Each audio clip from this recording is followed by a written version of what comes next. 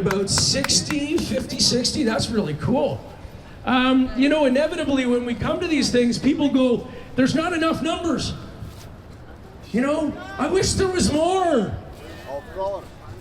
Do you realize that one dude with 12 guys beside him changed the entire course of humanity? That was 13 people, man. We're times, 8 of that at least, right? I was talking to a gentleman in the back here, and he was saying the same thing. I wish there was more people. I wish there was more people. And he's still sitting there, and he was facing over here. And I looked over his shoulder, and I saw 2 people over there coming with flags. And I saw another one from over there coming with flags. Because of his perspective, he couldn't see that there already was more people here. We get discouraged too easy, ladies and gentlemen. This is an incredible showing. Who paid you to come here? How many of you got paid to come here? Can you put up your hand? I got one. No? Not even the guy who said, We have to pay to come here. That's the point, folks. When we give a little bit more than we take, everything starts to work out. And unless we start giving on behalf of other citizens of this country, other people in need in this country, we're done. We're toast. The governments no longer have our best interests at heart. Unfortunately, our federal governance has been co-opted by world organizations that are not answerable in the court of law in Canada. Do you understand? When our legal and judicial system has been co-opted by outside influences, Canada is no longer Canada. We are a transnational state. They're trying to say Canada's dead. Not yet. Gotta wake up. Not yet. Not yet. Not yet. Now there's a response. How many of you think Canada is dead? So there's a hope. Guess what? I want you to look to the left and right of you. You are the hope. We, individual citizens who pay our own money, take our own time, and come out here and risk looking bad to our friends who might not understand why these conspiracy theorist people are scared to hell that their country's going to hell in a handbasket. Folks, this is not hyperbole. You see it happening all around you. The medical systems have been co-opted. The governmental systems have been co-opted. It is a uniparty. I don't care which way you vote. The political system is crooked. The political system. The way it operates, it doesn't. Do you understand? The voting mechanisms are not trustworthy. The ones who make the laws around who gets elected and how they get elected is not trustworthy. Unfortunately, ladies and gentlemen, it is a corrupt system to the core. So it doesn't matter how good of a person you put into that corrupt system. You know what it's like? It's like taking somebody who's never driven and put it in Mario Andretti's Ferrari. That's what it's like. Great car, but if you can't drive it, nobody can drive this system. It's built for not us, not our benefit. All right, this is Ed Casey. Give Ed Casey a big round of applause. Before I give him the mic, because I know who he is, I'm going to give you a little bit of background on him, but not too much. Ed has never been one to shy away from problems or troubles or confrontations. He will not precipitate those confrontations, but if there's one going on, he doesn't mind getting in the middle of it, specifically if there are people threatening to be harmed. We were at the truckers' convoy, and there was an protest happening outside of the city. And I don't know, there was hundreds of protesters there, and probably about 8 trucks that got cordoned in.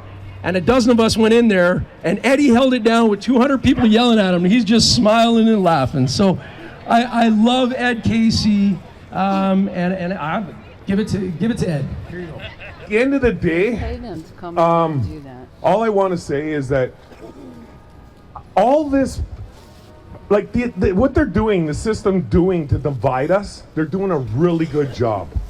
Even within our little community that we are, the fringe that we are, we fight over so many different things. And it just saddens me, because at the end of the day, we are all about the same thing, and that's going against this system. I don't care what religion you are, what group you are. We need to stop this divide. We need to just unite. And even if it's only for the moment, to fight the system. All come together on that one thing. And you know what? It doesn't matter what system you're fighting. They're all the same, no matter what country you go to in this world. They're all part of the United Nations or this union or that. It's all the same bullshit. So everybody across the world, anybody I talk to knows the system's corrupt and it's fucked. So that's what we all just got to put everything aside and just remember that the system is what we're after. When it's all over, fuck, we could turn on each other again, do whatever the fuck we got to do. But till then, we need to just put everything aside. Stop looking at this person for what they're doing here or there. Just know they're here to fight the system. Remember that part. Remember that they hate the system just as much as you. There's not one of us that could say, hey, we're happy giving away 50 some odd percent of our paycheck. 60% of our paycheck. You know what I mean? Like, it's retarded. There's not one person I could talk to that could say they're happy about that. So just on that alone, that's enough for us to say, hey, enough is enough. You know, never mind everything else. There's so many things we can go on, but all we have to do is just remember that we're all against the system. That's all I could say. Love you all. 1, 2, 3.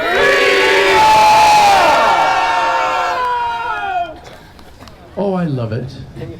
Freedom is a beautiful thing. From Elmvale, a small little town. And I drove here because of food. That's why I drove here. I believe very strongly about food and the importance of healthy food. I have a small little farm. I got a few cows, some chickens, and some ducks that we raise. And I think that one of the things that I don't trust is I don't trust food. I don't know if anyone here cares that much about food. That's why we're here. We're here for food. Yeah, buddy. We care about food. Well, why do we care about food? Because we need to eat. Because we need to be healthy. The food we eat is what makes us healthy, or it makes us sick. That's why we're here. That's why we care. And we need to scream it to every person we know. No McDonald's.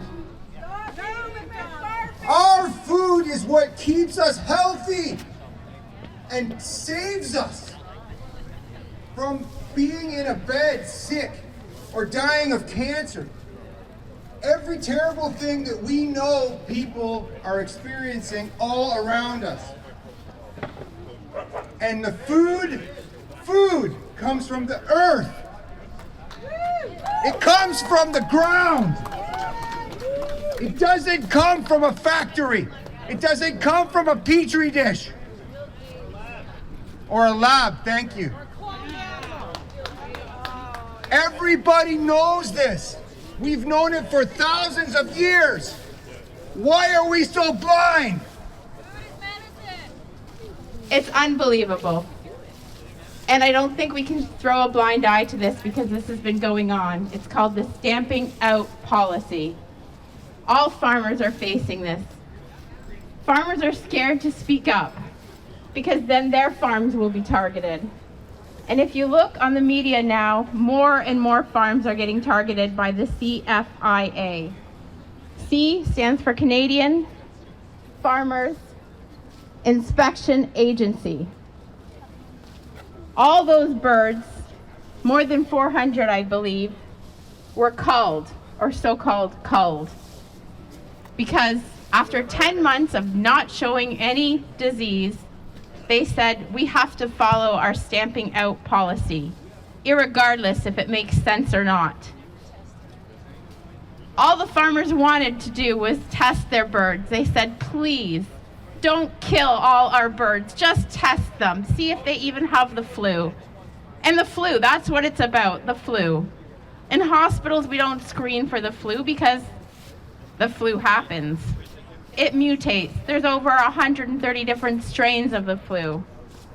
This was just done to be cruel. If farmers don't stand up behind each other, this will continue, and to the point that millions and millions of birds every year will die needlessly. Not just birds, everything. They're targeting animals in general, so dogs, cats, you name it. They're trying to keep us sick. I think we need to stand up to this. I hope more and more people post on Facebook, tell their neighbors, tell their friends. And honestly, you probably don't want to go onto the BC Farm website and see the videos because I'm traumatized by it, and you will be too. They didn't show a lot because the police quarantined around them, and they had hay bales all around the birds so nobody could see what was going on. All I know is 900 shots rang out from the media. And initially in the night, it was done in the dark so nobody would know. And then you see a convoy of vehicles going in and out. And then in the morning, you hear another hundreds of shots because a lot of the birds didn't die. So it wasn't done humanely. More and more information is coming out about what happened. And this has been going on for probably more than 15 years. It's just that this finally went through the media. And thank God for people like Rebel News. Thank you. Thank you for covering this, because we need to let people know what's going on, and farmers need to stand by each other, and people need to stand by farmers. We all need food to live. At least let it be done humanely. Thank you. I still haven't watched those videos. I was on my hotel bedroom, and somebody else, there was some other people staying in the room with us, and they were watching it live, and all I could hear was the shots. And God prevented me from being there, because if I would have heard those shots, and I had to have it turned off after about 5 seconds of hearing it, and I still haven't seen it, and I still haven't heard it.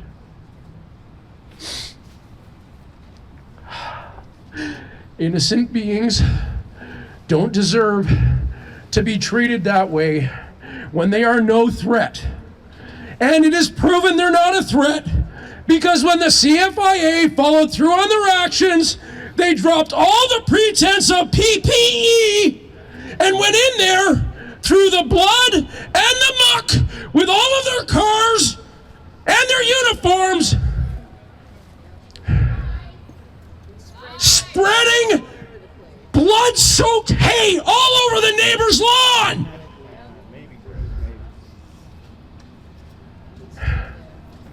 And now we need to hear from somebody who's more peaceful than me right now. We're crying with you. You got this, Jim. So just to add to that, my husband spent over 6 months on this farm. He spent so much time feeding and caring for these animals, and he knew the condition of them that day that he saw them, so skinny. They couldn't reach the food that they were trying so desperately to get. So Jim made sure he was behind the yellow police line and literally just went like this so that these birds could eat. And what happened? 24 hours later, they come in like Gestapo and arrest him. They did that so they could move the birds back. Right. So why did they do all of this? And now we have to go back to BC in December for his court date. So if you guys don't see the injustice of this or tell people the injustice of our government, like, we're done. So this is why we have to get together as people. This is why there are thousands of Canadians right now on highway overpasses and meeting. And yeah, the haters are gonna make fun of us and say that, oh, look at all the small crowd. Well, you know what? Collectively around Canada, we are a loud voice, and we need to continue to being a loud voice to stop this and to save our country. So thank you for being here.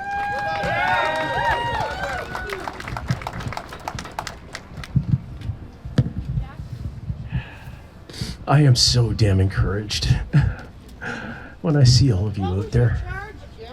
What was the charge? I got 2 charges. One was contravention of Section 35 of the Animal Health Act, which is the edict put out by WOA, the World Organization for Animal Health, underneath the guise of WHO, the World Health Organization. So I was charged by the UN, essentially, under their Animal Health Act, which is the same health act which the young lady mentioned stamping out. It's been around for about 12 years. No, it's been around for 23 years, this stamping out policy. And nobody cared before because it was chickens, and it's like, oh, well, we don't have to see them getting all the foam, carbon monoxide over them to die and stuff like that. Now in BC, just so you know, I haven't checked in the past week or so, but in the past 3 weeks, the CFIA has condemned over 15% of the poultry population, which is about 90 million in BC, to death. That's probably more than that. It's going to be 25%. They're going to kill a quarter of all whatever they call poultry, which is not ostriches, by the way. Ostriches are ratites. It's an entirely different classification. Is the family getting $3,000 per bird? No. $3,000 per bird is the maximum that anybody who has a poultry with rare genetics can get. But it is not in that category, even though they keep on trying to put it in that category. There is so much. This is a psyop. You guys heard psyop before? You ever heard that term? It's a psychological operation to manipulate the population in some way. And many of us are unwittingly getting pulled into it, myself included. Because it is very complex and it's very well put together, but the hearts of just regular common folk is what's going to get us through this. The thing that made me most encouraged about today was it was so organic and grassroots. It was like people just started putting up posters. And like somebody put up a poster and somebody else went, oh, I like that. They copied it, put it into like ChatGPT or whatever, changed their directions, and then they put out a poster. There's like 100 posters across Canada. There's a map with like, I don't know, like 60 locations. I think there's 60 pending locations of people that are just doing this. And it was self-organizing. Everybody, and this is the point. Okay, ladies and gentlemen, here, look, don't be discouraged. This is how we have the power. Literally. The power is in our hands, individually. You can make a poster, do a thing from a place to another place, whenever you want, for whatever reason you want, at any time. And I'll bet you if you make it public enough, other people might want to join you. And guess what? Now, there's no organizers. There's just participators, pieces in the puzzle that's going to make it all better. Because we need to be focusing on solutions, not the problems. We've been doing that from this little podium here for 5 freaking years. And nice to get it off your chest, but no.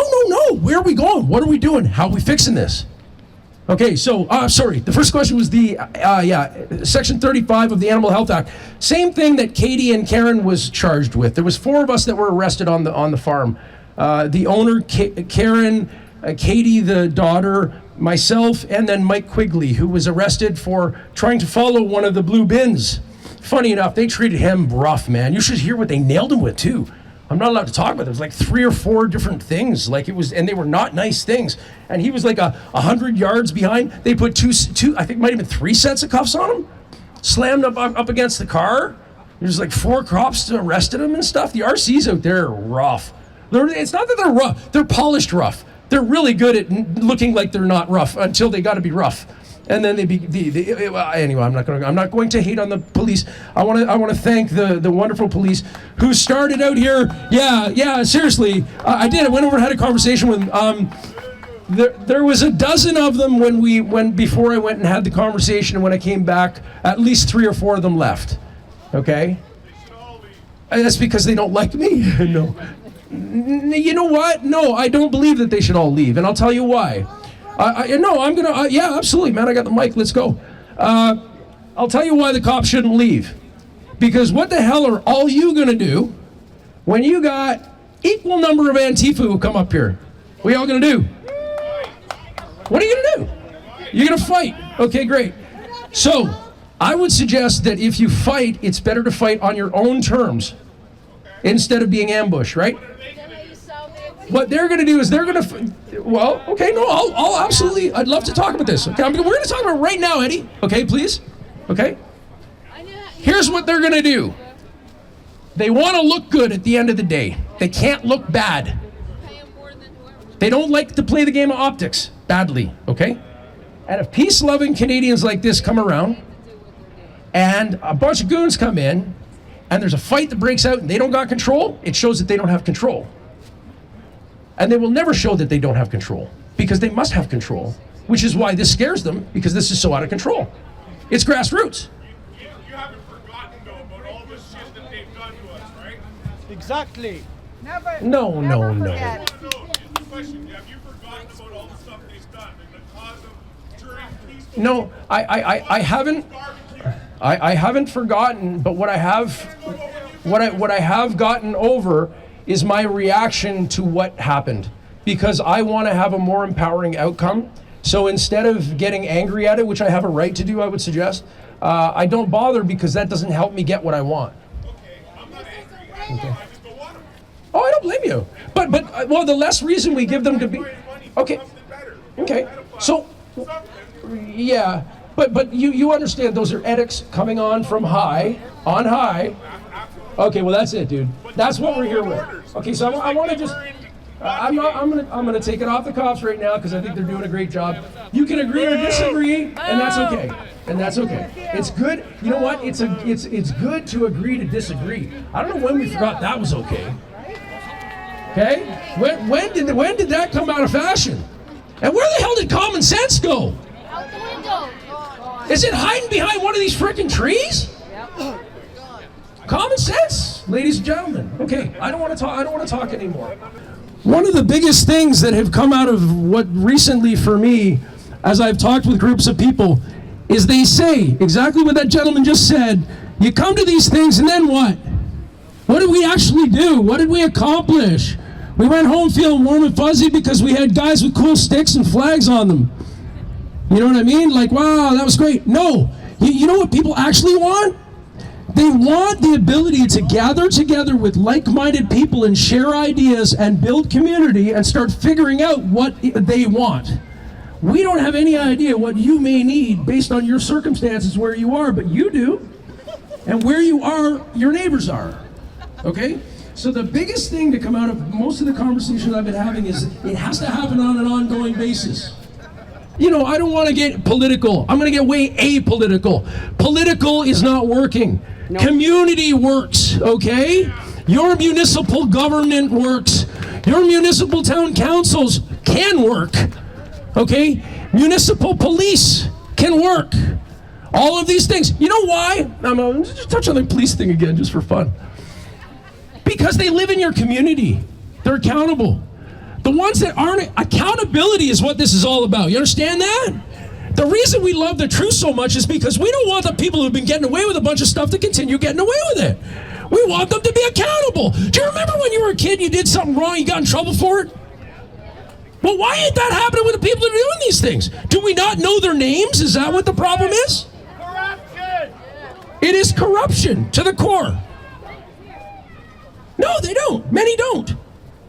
But there is a difference between good and bad, and I'm not going to sit here and tell you what it is, but I can tell you this is a war between good and evil. However you define that, it is not okay that we open fire on some animals that did nothing about the ones that are coming up. You know the earth that we're leaving behind, older folks? We're going to be gone soon. Guess what they're going to be left with? Digital ID is slavery. Digital ID and your social credit system is exactly what they've enacted in China, and I'm not going to slander another country because they do a lot of things good as well. However, everything will be tracked. You will get away with nothing. You will walk across the street and you will not be able to enter public transit because you have social strikes against you. And this isn't hyperbole anymore. This isn't conspiracy theory, folks. It's all proven. It's proven. That's the thing. Omari, we seemed like we were crazy out here, didn't we? For years. But now it's all freaking proven. You gonna come up? You gonna come and talk? We got a lot of OGs here who've been through a lot of trauma, and please, I would suggest, I really do want to get a read on the audience. How many of you have been at less than like a handful of protests in your life? How many of you? Like under 10 or under 5 or? Okay, so what do we got? We got like 20 or something. This is the market, okay? So now here's what I find to be most exciting about what's happening right now. We're reaching the middle market. This is not a conservative liberal thing. This is a life-death thing. This is a common sense thing. Do you prevent owners from testing animals and go ahead and proceed to kill them in the most brutal manner? Or do you allow them to test? Do you allow the court systems to be overrun by global governance? Or do you stand up and go, no, that's not going to work, local governance? Okay, I don't care. I think it should be government overreach every single month until the CFIA is called, as far as I'm concerned. Like, this is right here. And when I say call the CFIA, okay, I want to be clear because some people have proposed they're going to bring hay bales and put them outside of CFIA offices and block them in. Don't do that. Okay, that's just kind of dumb. Because if there was ever a fire inside that building and they were trapped, you would hurt real human beings who may not even be aware of what their company is doing. Do you understand that? And there's something. Here's an initiative.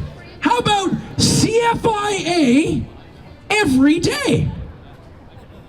Get to a CFIA office around you, put out a little pamphlet of factual information of what happened at the ostrich farm, and make sure every CFIA person gets to see a visual of what happened with a chronological breakdown to be accurate. And see if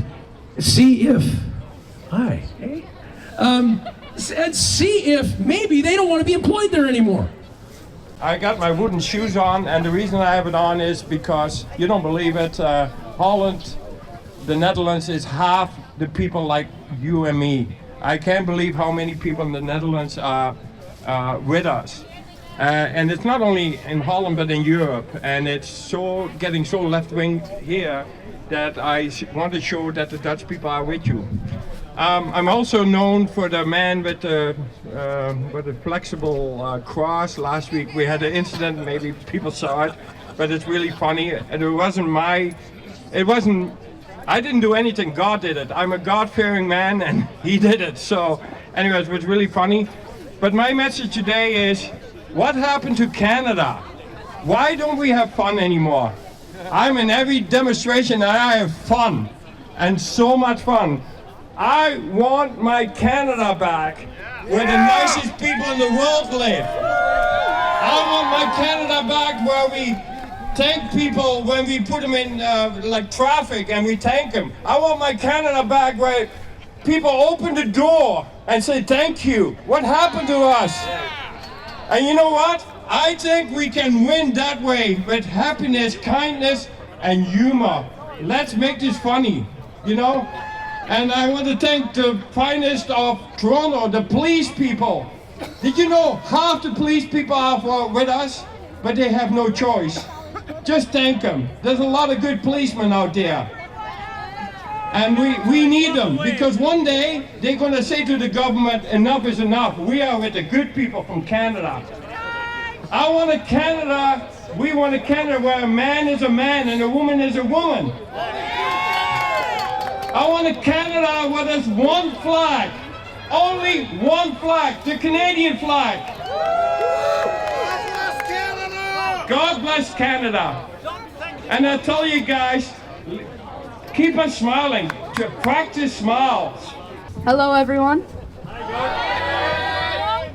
I just want to discuss the issue that, tell me why, when I'm at school, I don't feel safe. Everywhere I walk around, I see a pride flag. I don't like that. Kids shouldn't know about sexuality in schools.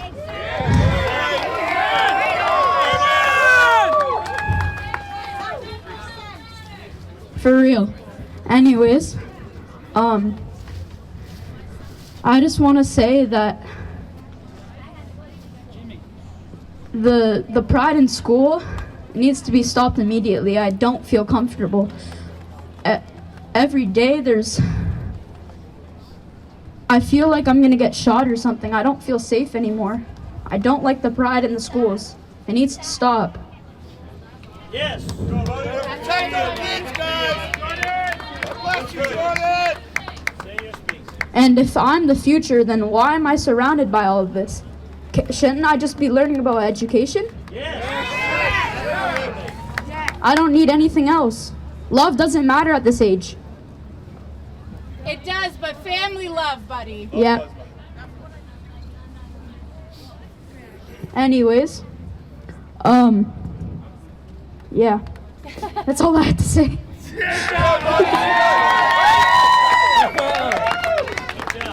Jordan, if you had one thing you could say to all those kids at school, what would it be?